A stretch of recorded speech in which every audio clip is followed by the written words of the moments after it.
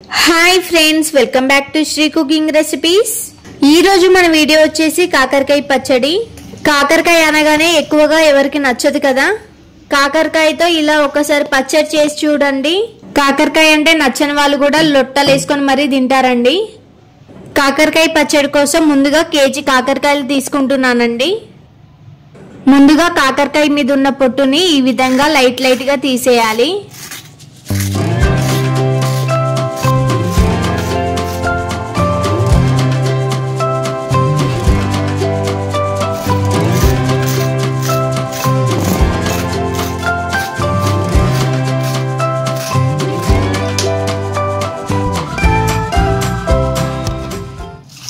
ఇప్పుడు ఒకసారి వీటిని నీట్ గా వాష్ చేసుకోవాలి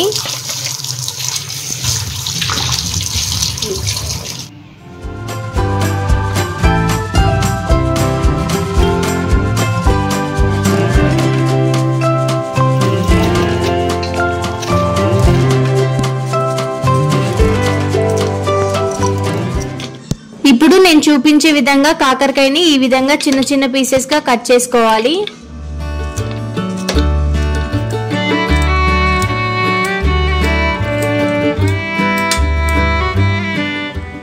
ఇప్పుడు వీటిని ఈ కప్పుతో కొలుసుకుందామండి ఏంటి ఇలా కొలుస్తుందని చెప్పి అనుకుంటున్నారా ఫుల్ వీడియో చూడండి మీకే అర్థమవుతుంది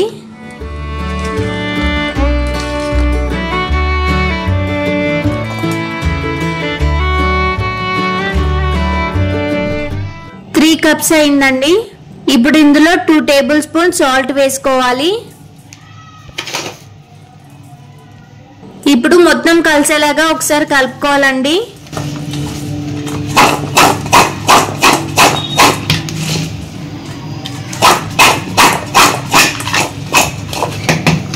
ఇప్పుడు దీని మీద ఒక మూతను పెట్టుకొని 5 మినిట్స్ పక్కన పెట్టుకోవాలి ఇప్పుడు 20 గ్రామ్స్ వరకు చింతపండు తీసుకొని నీట్ గా వాష్ చేసుకోవాలండి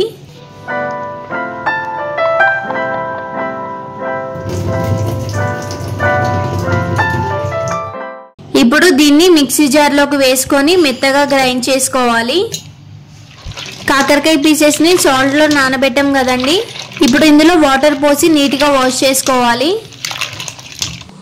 ఇప్పుడు వాటర్ ని ఈ విధంగా పిండేసి పీసెస్ ని సెపరేట్ చేసుకోవాలి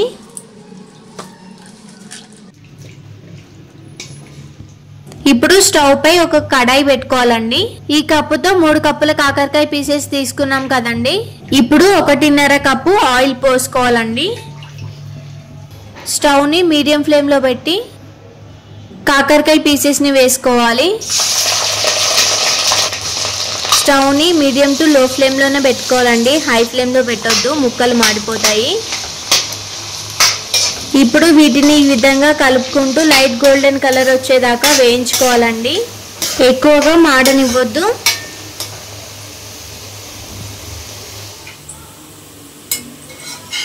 ఇప్పుడు వీటిని ఒక ప్లేట్ లోకి తీసుకుందామండి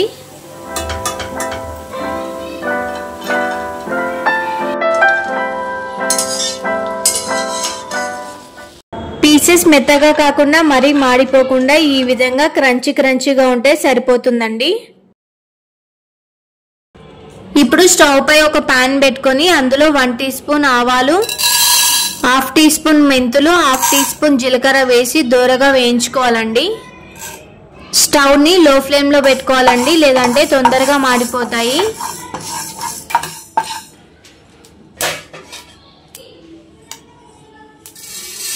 ఇవి చల్లారాక మిక్సీ జార్ లో వేసి గ్రైండ్ చేసుకోవాలి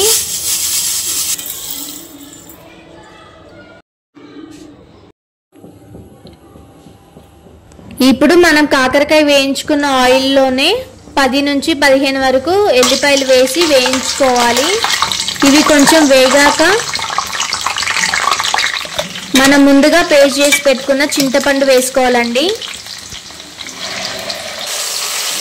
ఇప్పుడు ఇవి ఆయిల్ లో మొత్తం కలిసేలాగా 1 నిమిషం పాటు కలుపుకోవాలండి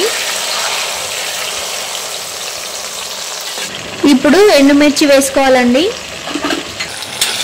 ఎండుమిర్చి ముందుగా వేసుకోవద్దండి మాడిపోతాయి అందుకే ఇది కొంచెం వేగినాక వేసుకోవాలి ఇప్పుడు కలమాకు వేసుకోవాలండి ఇప్పుడు మొత్తం కలిసేలాగా ఒక 2 మినిట్స్ బాగా కలుపుకోవాలండి. చింతపండు కలర్ అనేది కొంచెం చేంజ్ అవుతుంది. ఇప్పుడు ఇందులో 3 టేబుల్ స్పూన్ కారం,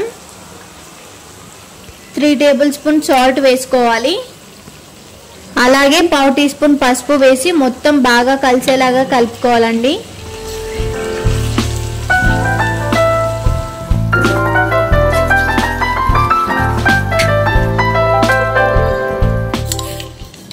ఇప్పుడు 2 మినిట్స్ తర్వాత మనం ముందుగా పొడి చేసి పెట్టుకున్న జీలకర్ర మెంతి పొడి వేసుకోవాలి.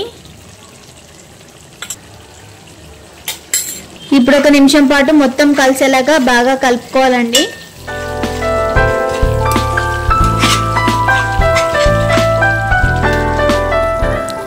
ఇప్పుడు మనం వేయించి పెట్టుకున్న కాకరకాయ పీసెస్ ని వేసి బాగా కలుపుకోవాలి.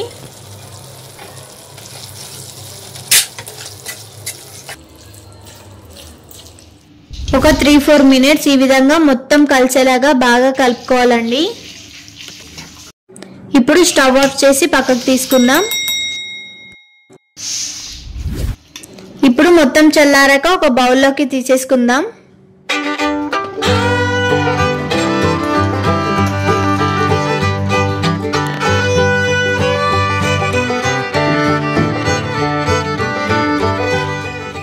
ఇప్పుడు ఇందులో కొంచెం అన్నం వేసి టేస్ట్ ఎలా ఉందో చూద్దాం.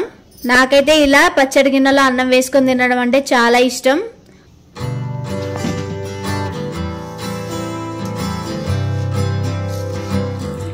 ఇలా మొత్తం కలుపుకోవాలండి. ఈ విధంగా తింటే టేస్ట్ చాలా బాగుంటుంది. నాకైతే ఇలా పచ్చడి గిన్నెలో అన్నం కలుపుకొని తినడం అంటే చాలా ఇష్టం అండి. నాలా మీకు కూడా ఎంతమందికి ఇష్టమో కామెంట్ చేయండి.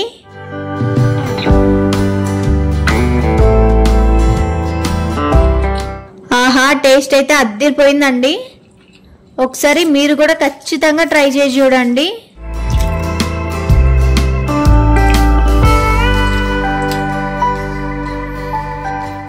వావ్, సూపర్, చాలా టేస్టీగా ఉందండి.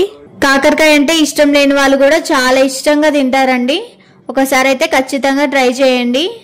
Bye friends. ఇలాంటి మరిన్ని వీడియోస్ కోసం నా ఛానల్ని లైక్ చేసి సబ్స్క్రైబ్ చేయడం అయితే మర్చిపోకండి. Please to like, share and subscribe to Shri cooking recipes.